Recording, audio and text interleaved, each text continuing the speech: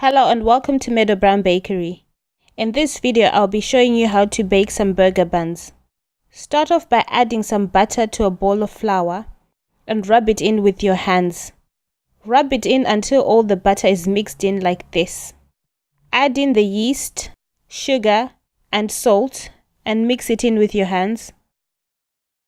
Make a well in the center and then add in the water and vegetable oil.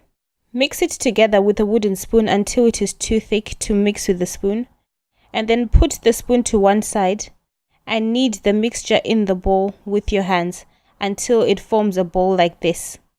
Put some oil on your work surface and put your dough on it and then start to knead the dough. Just knead it gently because we want to get it nice and smooth. If it starts to get sticky, just add some more oil and carry on kneading until it's nice and smooth and it looks like this. If you press the dough slightly, it will spring back up and this shows it's ready. Put some oil in a bowl, rub your dough in it just to cover it in the oil, and then put it in the bowl and cover the bowl with cling film and leave this to rise until doubled in size. When it's risen, remove the cling film, push back the dough with your hands gently. Put some flour on your work surface and then put your dough on it. Divide your dough into 6 pieces and then I'm going to show you how to shape this into a bun shape.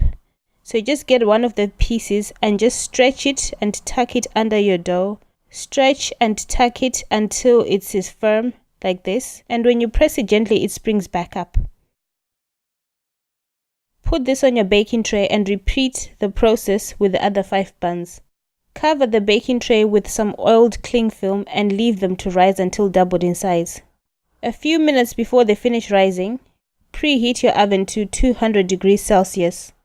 Brush the tops with the egg wash and sprinkle some sesame seeds on top. Bake in the oven for about 20 to 25 minutes until nice and golden brown on top, and the bottom is nice and golden brown too. Remove them from the baking tray and leave them on a cooling rack to cool completely. I'm going to cut one to show you the inside, and as you can see it's nice and cooked through and they're fluffy and the texture is great. When you push it down gently it springs back up and this shows it's ready. And that's it.